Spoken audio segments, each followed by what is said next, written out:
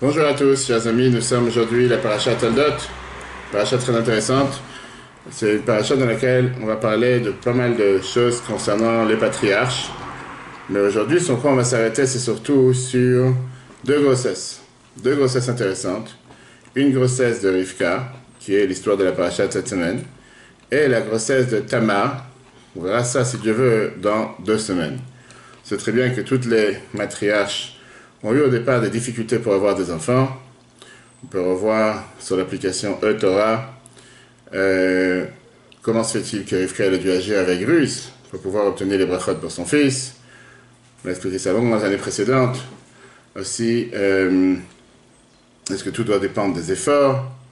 Pas mal d'autres cours qu'on a sur la paracha de Toldot. Mais aujourd'hui, on va s'arrêter sur ce discours que la Bible a prononcé ce Shabbat en 1984. Que presque personne s'arrête dessus. Mais un enseignement merveilleux pour comprendre justement le dossier qu'on a mis dans le texte aujourd'hui. Est-ce que possible qu'un impie naisse d'un engendrement saint? En 2 mots, comment est-ce possible que Rivka, déjà dans son ventre, elle a un enfant qui s'appelle Esav? D'accord, mais... Et qu'il était intéressé, on dit, comment tu dois qu'il tapait sur les portes. C'est qui son père, c'est Yitzhak? Le père de Rivka. Pas le père de Rivka, je parle le père de Esav. D'accord, mais... Très bien, et le père d'Abraham. Si tu commences avec les parents, t'en finis plus. C'est comme on dit, comment t'as parlé de ma mère, t'as parlé de montrer comment les gens y parlent, t'en finis plus. C'est pas... Non, il n'y a rien de mal, c'est pas un problème. On va voir dans la paracha. On va voir comment, dans la paracha précédente, on nous a raconté sur le mariage de Yitzhak et Rivka. Mais comme toutes les matriarches, et la Gemara nous donne la raison pourquoi, toutes les matriarches, on sait très bien qu'ils ont eu des problèmes de stérilité au départ. Après, ça s'est arrangé. La Gemara, Ibamot, page 64a, nous donne la raison. Ama bi Yitzhak ultema yu avatenu akorim, pourquoi nos ancêtres étaient stériles? Mipnei she'akadosh baruch hu mit'aveh letfilatam shel tzadikim, parce que Dieu il veut et il désire la prière des tzadikim et il voulait qu'il prie beaucoup plus fort. C'est pas le sujet d'aujourd'hui, on peut revoir sur l'application eTorah, on a un cours sur ce sujet. Mais on voit que Rivka était stérile pour près de 20 ans. On ne va pas entrer dans le débat à quel âge elle s'est mariée, on a vu ça la semaine dernière, si c'était à 3 ans ou à 14 ans. Et au final, Dieu il écoute sa prière et Rivka tombe enceinte. Mais là commence le problème, si on peut dire, de sa grossesse. À l'époque, il n'y avait pas d'échographie.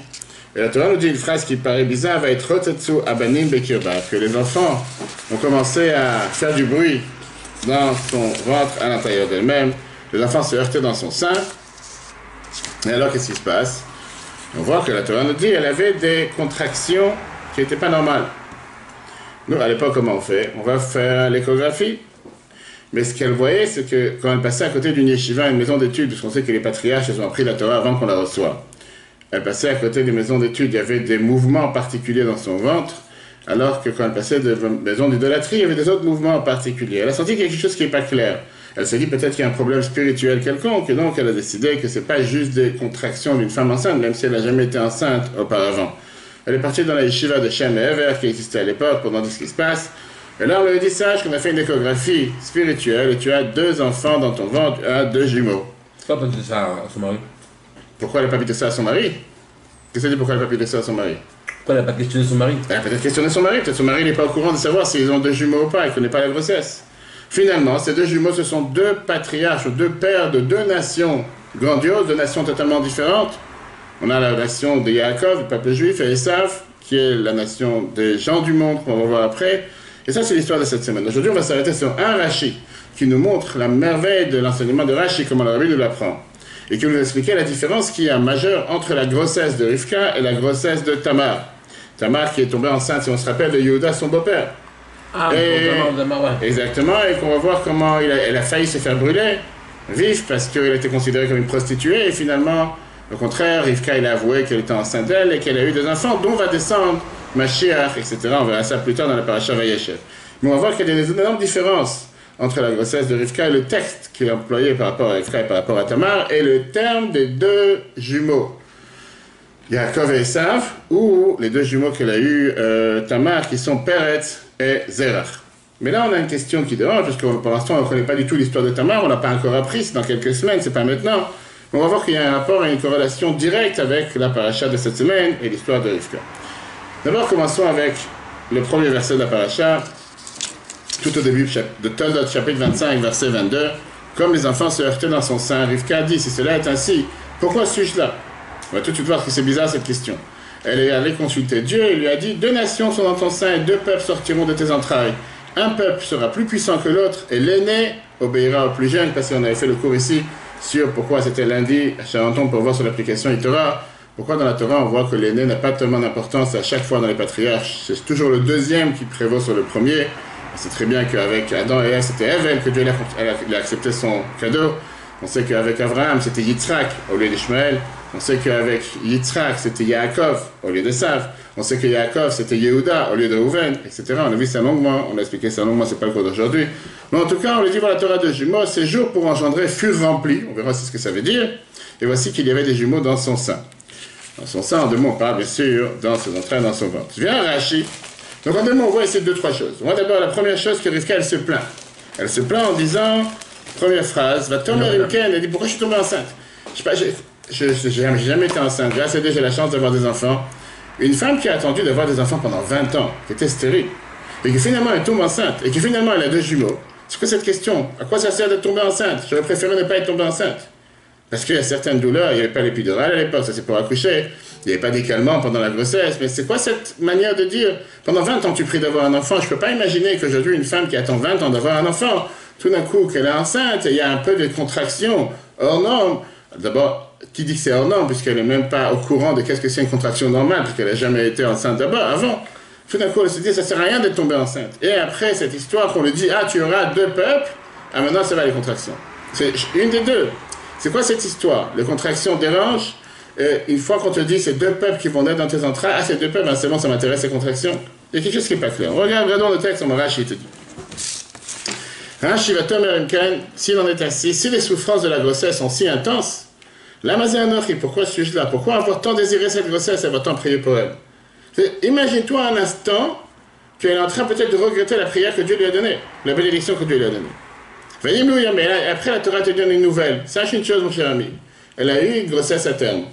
Elle n'a pas accouché à 7 mois, elle n'a pas accouché à 8 mois, elle n'a pas accouché à 32 semaines, ou à 31 semaines, ou à 28 semaines. Elle a accouché, je ne sais pas, 39 semaines, 40 semaines, 9 mois. Elle a rempli ses jours. Ces jours pour engendrer furent remplis, mais à propos de Tamar, Rachid te dit, il a écrit, ce fut au moment de son engendrement. Ces jours n'étaient pas remplis, car elle a mis ses enfants au monde à 7 mois. Qui Tamar? Tamar, elle a eu ses enfants à 7 mois, qu'on verra tout à l'heure, on a dit, on verra ça dans 2 semaines.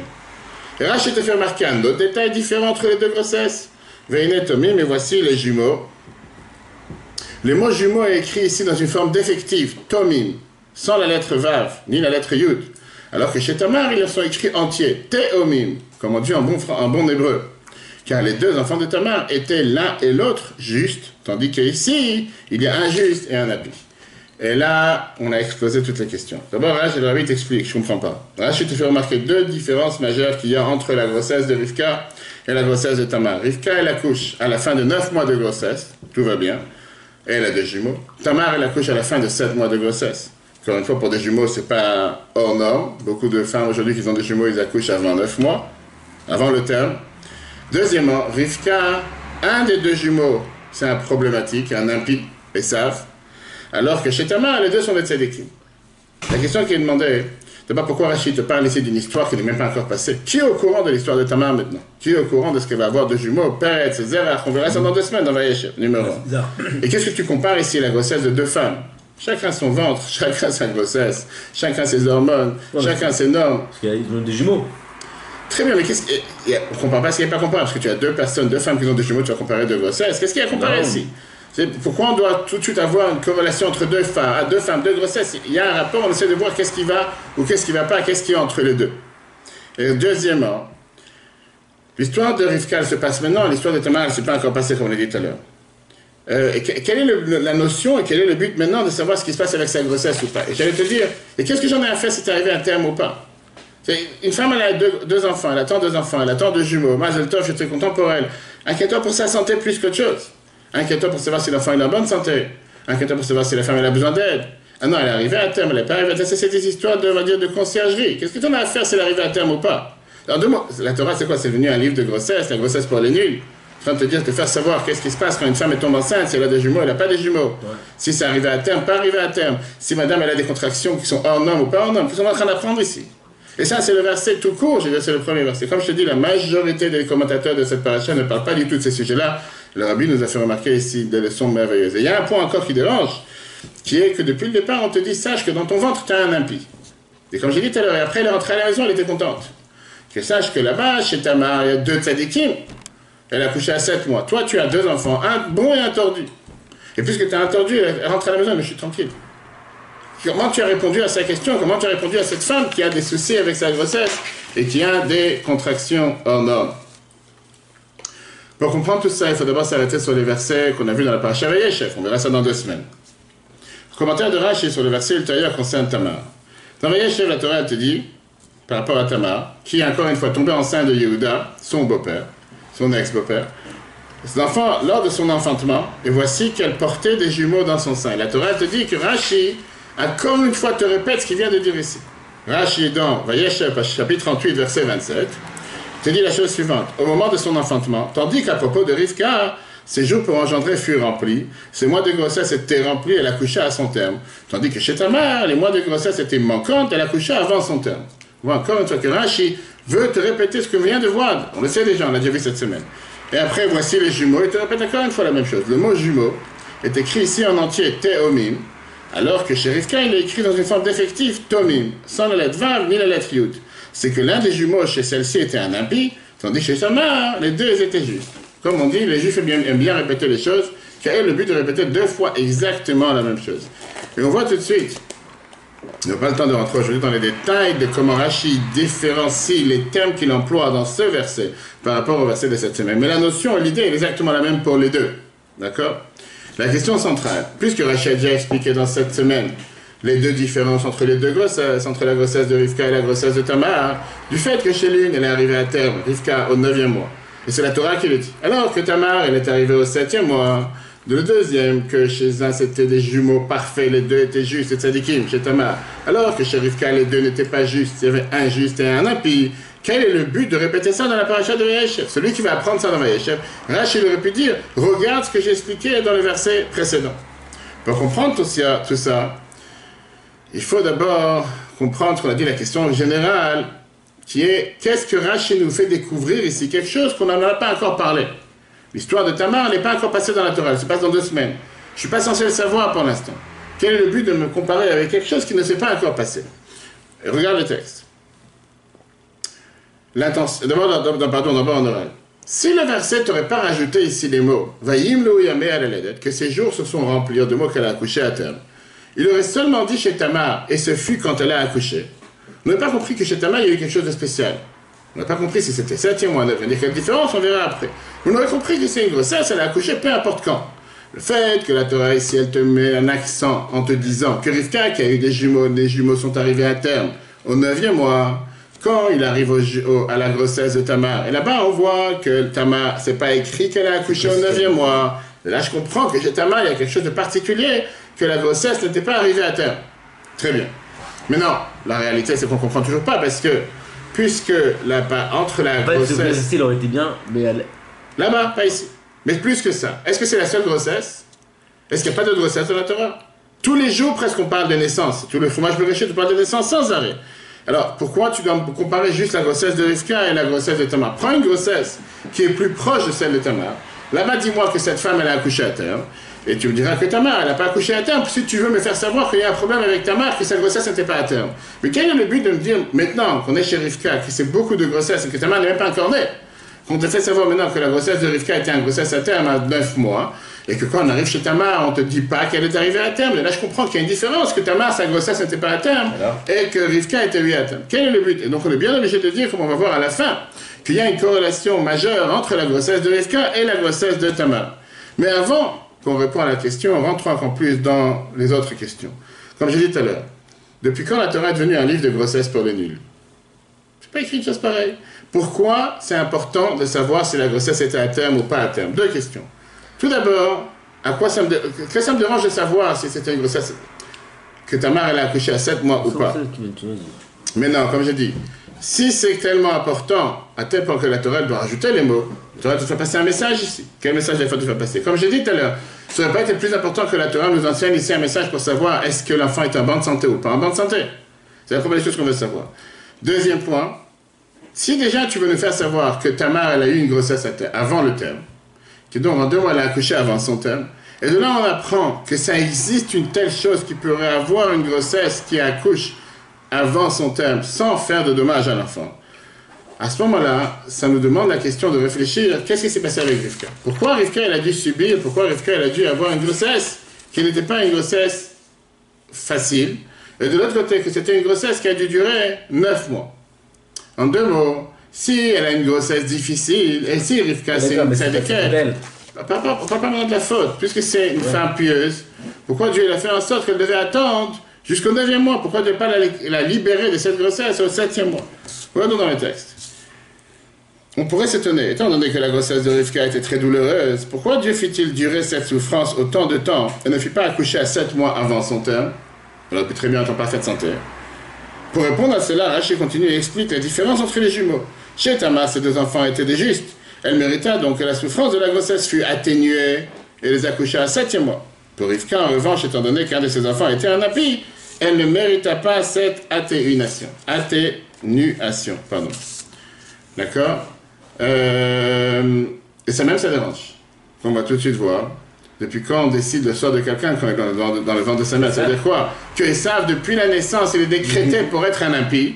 En 2 mots, il est décidé depuis la naissance qu'il est un raté. Et pour ça, en plus, sa mère doit subir qu'elle doit garder cet enfant dans le ventre jusqu'au 9e mois. Elle ne peut pas s'en séparer d'accoucher au 7e mois. Qu'est-ce que ça veut dire? Chez Tamar, c'est 2 plus 2 justes.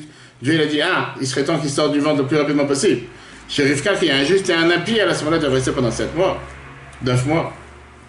Revenons sur la question qu'on a vue tout à l'heure, qui était pourquoi Rashi répéta tout son commentaire dans la grossesse de Tamar. Et avec ça, on va voir qu'il y a une raison majeure pourquoi Rashi ne se suffit pas de ce qu'il a expliqué ici. Il doit répéter ça 2 fois, et pas seulement ça, mais Rashi va nous répondre à une question générale. On va comprendre la comparaison qu'il y a entre la grossesse de Tamar et la grossesse de Rivka. Regardons le texte. Si d'abord, l'histoire de Tamar, c'est pas une histoire si simple. Il fallait qu'il ait son père. Tamar, c'était une prostituée tout court. Non, c'était pas une seconde. C'était avec mariage ou sans mariage. On ne parle pas maintenant de ce qui se passe, les Midrash. Parlons du texte. Une femme qui est sur la route, qui a eu des rapports avec un homme. Est-ce que ça ne s'appelle pas une prostituée? Très bien. Maintenant, cette personne s'avère que c'était son ex-beau-père. Puisqu'elle a divorcé, elle s'est séparée, etc. Et au final, elle risque même d'être punie, si on peut dire, d'être coupable du fait qu'elle a eu des rapports hors mariage. Si elle est divorcée. D'accord. Quel rapport? Parce qu'une femme en mariage, divorcée ou pas divorcée, elle a le droit d'avoir des rapports avec qui que ce soit comme ça. Non. Alors c'est tout. On ne parle pas maintenant on parle pas de nations du monde qui n'avaient pas les obligations naturelles. On dit c'est très bien que chez les Avot, ils ont respecté la Torah avant qu'on la reçoive. En 2 mots, c'était pas, on va dire, une grande tzadékette comme on est en train de la faire. Je ne parle pas, bien sûr, c'était une tzadékette. Je parle par rapport au sens simple. On te dit que les enfants qui étaient dans son ventre, c'était 2 tzadikim. Et c'est pour ça qu'elle mérite qu'ils sortent au monde le plus rapidement possible pour faire bénéficier du monde de leur lumière. Je parle maintenant des bébés qui ne sont même pas un jour, ils sont dans le ventre, d'accord? En 2 mots, c'est ça qui dérange. Je veux dire, quand la Torah te dit chez Rivka qu'au moment où elle devait accoucher chez Tamar, elle avait 2 jumeaux, c'est comme si pour te dire, elle n'a pas eu besoin d'arriver à terme, puisqu'elle a 2 tzadikim chez elle, automatiquement, elle mérite d'accoucher le plus rapidement possible pour faire bénéficier au monde de la lumière de ces tzadikim. Alors que chez Rivka, puisque malheureusement elle a un impie, d'abord elle a aussi un tzadik, d'accord, elle a aussi un juste, mais comme elle a un impie, alors elle devra subir une grossesse douloureuse jusqu'au 9e mois. Comme si tu vas dire à toutes les autres femmes, quelle différence, c'est un impie, pas un impie, c'est subir, une grossesse c'est une maladie. Pour certains Français, dès qu'une femme elle est malade, dès qu'une femme elle est enceinte, c'est une femme malade. C'est une bénédiction que Dieu l'envoie, c'est un mérite que Dieu l'envoie. Regardons le texte. Lorsque on apprend dans la paracha Vayeshev le détail de la gestation de Tamar, c'est bien un grand étonnement. La grossesse de Rivka est au summum de la pudeur, plus du fait qu'elle fut produite par la prière des justes, Yitzhak et Rivka, alors que la grossesse de Tamar était tout le contraire. Comment est-il donc possible que Rivka a dû souffrir de longs mois jusqu'à bout de la grossesse, alors que Tamar a accouché au 7e mois? C'est pourquoi Rashi précisa à nouveau dans la paracha Vayeshev que malgré les circonstances de la grossesse de Tamar, on se base plutôt sur la nature des enfants qui vont naître de cette grossesse. Alors, répondons à la question qu'on a demandé. Comment est-ce possible de dire que tu as un enfant impie dans le ventre? Est-il possible qu'un impie naisse d'un engendrement saint? Tu as ici 2 tzadikim au final, Yitzhak et Rivka sont 2 justes. 2 tzadikim qui prient. 2 tzadikim qui prient ensemble C'est très bien qu'est-ce qu'il a répondu à Abraham et Eliezer quand il a voulu se marier. Il a voulu que Rivka soit la fille pour son fils. Il a dit qu'un maudit ne veut pas s'associer avec un béni. Donc Eliezer est un maudit et que Rivka est une bénie. On parle de deux tzadikim. Comment tu peux avoir un enfant comme Esav? Surtout qu'encore une fois, l'union entre Yitzhak et Rivka, ce n'est pas une union hors mariage. Rivka, ce n'était pas une prostituée. Ce n'était pas une femme qui a eu des rapports avec quelqu'un qu'elle a trouvé dans la rue. Alors que Tamar, oui. Et ça même, ça va répondre à la question qu'on voit qu'est-ce qui s'est passé avec la course de Yaakov et Esav dans le ventre de leur mère. Et que ça, c'est ce qui l'a dérangé au départ. Comment ça se fait que quand elle passe devant les maisons d'études de Torah, il y a un qui tape au ventre, quand elle passe devant les idolâtries, il y en a un qui tape au ventre, comme Rashi nous explique. Regarde dans le Rashi de Parashat, Sotoldot, il se heurtait. Nos maîtres expliquent que le mot, le sens de courir, quand elle passait devant les portes de la Torah, de la Yeshiva de Shemev, et Yaakov se mettait à courir et heurter pour sortir. Lorsqu'elle passait devant les portes de l'idolâtrie, Esav heurtait pour sortir. Autre explication, ils se heurtaient l'un l'autre, se disputant l'héritage des deux mondes. Tu parles ici du haut niveau, comme on dit. Imagine-toi que tu as deux fœtus dans le ventre, et qu'ils départent déjà qu'est-ce qui se passe dans le monde, dans la population, les nations qui vont en découdre, etc. Et la question qu'on a dit tout à l'heure, oui, comment est-ce possible qu'il y ait une relation entre Yitzhak et Rivka donne naissance à un enfant qui est un impie depuis le ventre, depuis sa grossesse? C'est quelque chose qui n'est pas normal.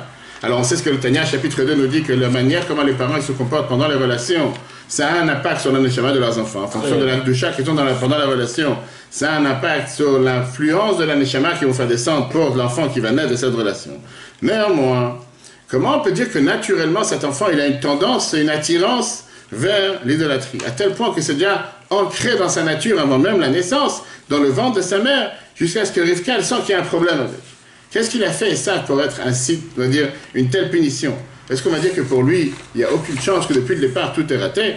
Viens, Rabbi t'explique, basé sur les chemins, Prakim la Rambam, les 8 chapitres de Rambam, chapitre 6, une phrase merveilleuse, avec deux types de services de Dieu, qui t'explique justement qu'il y a deux manières de servir Dieu. On va tout de suite comprendre que Esav était loin d'être un rachat, il n'était pas du tout quelqu'un d'impie depuis la naissance. Regarde comment Rabbi t'écrit ça. Lorsqu'on apprend dans la paracha Vayeshev, non, 7, Maïmonide, Shmoné Prakim, chapitre 6. Le chassid, c'est celui dont les actions correspondent parfaitement à ses aspirations et à son caractère. Il fait ce qui est bien et le désire profondément. On l'a vu sur le Tanya, etc. Celui qui se maîtrise, même s'il accomplit les bonnes et importantes actions, il continue cependant d'être attiré par le mal, mais se retient et conquiert son penchant. Celui-ci est le meilleur et le plus parfait d'entre les deux. Viens, la vite explique ce que Rambam te dit. Il y a ce qu'on appelle dans le monde deux types de personnes. Tu as les tzadikim que par définition leur tendance c'est d'être attirés par les bonnes choses, par la kedusha, et tant mieux pour eux. Mais tu as des gens que par nature ils sont attirés par les mal et les mauvaises choses. Pourquoi Dieu les a créés comme ça? Pour qu'ils se battent toute leur vie. Pour se battre. Et Dieu leur a donné les forces pour se battre. Et comme ça ils auront beaucoup plus de mérite, comme c'est expliqué dans les Tanya chapitre 2, c'est beaucoup plus haut. C'est un plus gros risque. Dieu ne donne pas à quelqu'un une épreuve s'il ne donne pas les forces pour se battre contre l'épreuve. Parce que la Torah t'enseigne. Dieu il te donne l'épreuve parce qu'il t'a donné en même temps les forces pour la combattre. Dieu il a devancé le médicament avant la maladie. Dieu il fait en sorte que tu pourras t'en sortir. Et là on va comprendre quelque chose de totalement nouveau dans l'explication de Rashi. Je veux dire, quand on te dit que Esav il courait devant les portes d'Avodazara, c'est pas qu'il était en train de chercher par les faits l'idolâtrie, bien au contraire. Esav il était prêt à quoi faire? À aller transformer ces maisons d'idolâtrie. C'était un shliach de Chabad. Il était prêt à faire Miftsaïm pour aller... Regarde comment Rachid te dit ça, alors il explique cette manière merveilleuse. Esav, exactement, regarde. Si Esav est né avec une nature à courir vers l'idolâtrie, parce qu'il avait les forces spirituelles nécessaires pour conquérir son penchant, comme Rachid Yitro, s'il avait œuvré dans ce sens, non seulement qu'il aurait pu être égal à Yaakov, mais il aurait été le meilleur et le plus parfait. À présent, nous comprenons le commentaire de Rashi sur les jumeaux de Rivka quand il dit un juste et un impie. Et ça n'était pas un impie dans les faits, il avait plutôt une tendance à le devenir. Mais il reçut également les forces nécessaires pour le combattre. Et ça, c'est ce qui s'est passé réellement. On voit concrètement que Esav, c'est quelqu'un qui a des énormes forces qui n'ont pas été données à Yaakov. Il aurait dû les utiliser, il avait le pouvoir de les utiliser. Concrètement, la Torah te dit que c'était un Yodéa Tsaïd, il savait chasser, qu'est-ce qu'il chasser? Il avait la force et le pouvoir de pouvoir combattre son mauvais penchant. Ça, c'était la force d'Esav. On sait très bien ce qui s'est passé avec les bénédictions. Pourquoi au départ, Yitzhak voulait le bénir? Si c'est quelqu'un qui est tellement tordu, c'est quelqu'un qui est idolâtre. Parce que Yitzhak, son père, voulait lui donner les forces de pouvoir encore agir. Seulement que Rivka, elle s'est dit dans les faits, moi je sais concrètement qu'est-ce qui se passe aujourd'hui. Aujourd'hui, il n'est pas bon. Aujourd'hui, je préfère que ce soit Yaakov. Que ce soit Yaakov qui le reçoit et pas Yitzhak. Est-ce qu'ici, les hommes aussi, il aurait pu combattre son penchant? Tout d'abord, il a reçu des bénédictions. Mais les propres bénédictions, c'était les bénédictions qui devaient être adaptées pour Yaakov, pas pour Esav. Et ça aussi, il a reçu son autre bénédiction. Donc quand la Torah te dit qu'il a couru pour la Vodazara, c'est pas seulement qu'il a couru, comme la Bible explique ailleurs, pour transformer l'endroit en Gdusha, en sainteté. Mais on te dit que c'était un rachat, c'est-à-dire que c'était un impie, c'était quelqu'un qui n'avait pas cette tendance depuis la naissance de vouloir faire que du bien et d'avoir ce que nous sommes tous, que le Tanakh explique, nous sommes tous des bénénies, nous sommes tous des gens intermédiaires. On a tous nos fantasmes, on a tous nos tendances, on a tous nos désirs, on a tous nos passions pour pas forcément les choses du bien. Et c'est pour ça que Dieu nous envoie ce combat quotidien pour se battre et pour aller vers la Gdusha. Et plus on se bat, plus on a du mérite, beaucoup plus que celui qui ne se bat pas. Néanmoins, ça répond pas à la question pourquoi Dieu n'a pas fait en sorte qu'elle accouche à 7 mois, mais elle a dû accoucher à 9 mois. Pourquoi? Parce que Dieu ne voulait pas que quelqu'un qui a des tendances pour le mal soit dans le monde avant l'heure. Quelqu'un qui n'a aucune tendance vers le mal, comme les enfants de Tamar, ils ont pu accoucher à 7 mois, parce que de toutes les façons, ils vont faire que du bien. Mais quelqu'un qui a des mauvaises tendances, quand tu vas le mettre dans un piège, quand il n'est pas encore assez vacciné, quand il n'est pas encore assez, immunisé contre le mal, attends qu'il ait le 9e mois, et après il va pouvoir sortir vers le monde. Mais ne pas oublier, comme on a dit tout à l'heure, qu'il y avait des forces énormément puissantes, que même Yitzhak voulait le bénir, sauf que ça n'a pas aidé. Et qu'est-ce que ça n'a pas aidé? C'est la raison pour laquelle les forces de Esav sont descendues en exil. Et c'est à nous de les réparer par les convertis qui viennent de la descendance de Esav et très peu de la descendance d'Ishmaël. Et ça, c'est aussi le travail de Mashiach qu'on va tout de suite voir. Donc voilà la différence qu'il y a entre la grossesse de Rivka et la grossesse de Tamar. Par rapport à pourquoi une elle a accouché à terme, l'autre n'a pas accouché à terme, pourquoi chez l'une c'est écrit jumeau parfait avec le mot en entier, et l'autre c'est pas écrit jumeau en entier. Maintenant on va voir un dernier point. Comment on voit ça après la chassidoute. Regarde dans le chiffre 8. L'aspect positif de la pleine grossesse du juste à l'impie. Maintenant on comprend le lien qu'il y a pourquoi la Torah te dit par rapport à Rivka qu'elle a attendu 9e mois pour accoucher. Elle a grossesse à terme. Alors que Tamar n'a pas eu de grossesse à terme. Parce qu'en vérité, il y a ici un message énormément positif par rapport aux deux. Ces deux notions dépendent l'une de l'autre, positivement. Ces jours pour engendrer furent remplis indique clairement une notion de perfection, à l'opposé d'une naissance avec des mois de grossesse manquants. La perfection s'exprime justement par le fait que de cette grossesse, on est un juste et un impie. Ça, c'est la perfection, pas d'avoir deux justes. Ce qui est le summum de la perfection. L'union des deux qualités du chassid parfait et de celui qui conquiert son mauvais penchant.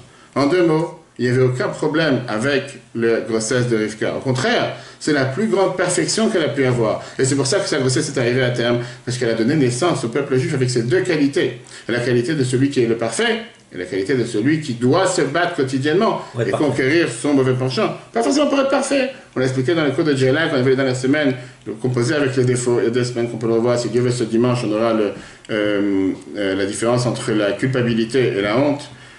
Comme quoi, Dieu n'attend pas de nous d'être parfaits. C'est sûr qu'on a un combat à faire 120 ans. Et Dieu nous donne les forces pour se battre. C'est notre destin sur terre de se battre, de transformer la matière, d'élever le matériel vers le spirituel, de toujours être en contrôle, de ne pas être contrôlé par le mauvais penchant. Et c'est ce que Dieu attend de nous. Ça, c'est la meilleure des choses à faire. Une machine est faite pour travailler. Elle n'est pas faite pour se reposer, pour rouiller. Et pourquoi Rivka devait avoir 2 mondes, 2 nations, 2 notions dans son ventre? Parce que les patriarches étaient les pères de la nation, c'est qu'ils donnaient tous les moyens possibles pour toute l'humanité, savoir comment agir et comment servir Dieu. Esav, par sa nature, à sa racine, comme Rivka l'a donné à naissance, c'était pas un rachat du tout. Lui, par son propre choix, libre arbitre, a choisi d'aller vers le mal et de ne pas se battre contre le mal. Mais Dieu nous a donné la possibilité de le réparer. Regarde mon habitude dit. C'est là la raison profonde pour laquelle le verset fait allusion dès la grossesse de Rivka à celle de Tamar, où les 2 enfants seront justes. En effet, l'abolition et la réparation des aspects négatifs d'Esav s'opérera concrètement par les descendants de Péretz, fils de Tamar, par Mashiach. Lorsque s'accomplira la promesse, les sauveteurs monteront sur le mont de Sion pour juger le mont d'Esav, et la royauté sera par Dieu, par la venue de Mashiach, très rapidement de nos jours, littéralement. Voilà une merveilleuse explication qui a pour un verset qui peut paraître un verset banal. Sur 2 grossesses, grossesse de Rivka et grossesse de Tamar. Pourquoi une elle arrive à terme, l'autre n'arrive pas à terme, et l'enseignement majeur qu'on apprend pour la vie de chacun d'entre nous. Le cours sera un replay sur l'application Torah. Si Dieu veut samedi soir, merveilleux mais Malka sur pourquoi on devait recevoir le brachot en ruse, pourquoi on n'a pas pu agir avec droitesse, surtout que Rivka et le marié avec Yitzhak plus de 60 ans, ils peuvent parler entre eux. c'est besoin de manger de manière rusée pour pouvoir prendre les brachot de Yaakov. On avait déjà eu un cours sur ça il y a quelques années, mais on va voir un cours avec une énorme explication majeure. Et dimanche matin, le prochain, troisième cours de Jalai, comment vivre avec les regrets, surtout la culpabilité. On va voir la différence avec ce qu'on a vu la dernière fois par rapport à la honte, de l'inquiétude à la quiétude, quand vivement de venir et participer au Betrabad et d'être présent et revoir les cours sur Pitora, Etora, que vous l'appel. Très bonne journée à tous et à la semaine prochaine. Chodesh Tov, aujourd'hui Rosh Chodesh Kislev, le mois de la Géoula, le mois de la délivrance, le mois de Chanukah, le mois des 19 Kislev, le mois de la naissance de Mor Zakan du Baal Shem Tov. Aujourd'hui, le jour que le Rabbi a été finalement sorti du 7e la première fois après son double attaque cardiaque en 1977. Dieu fasse que ce soit un jour méritant pour tous les peuples juifs avec des bonnes nouvelles pour tous, partout, dans le monde entier. Un très bon voyage pour le groupe des femmes, voyage des femmes de Betrabad Seneman qui part aujourd'hui chez le Rabbi, un minyan de femmes qui part voir le Rabbi prier sur l'Orel, le bureau, la maison du Rabbi, que ce soit un voyage plein de bénédictions pour tout le peuple juif partout où il se trouve. Très bonne journée et à très bientôt.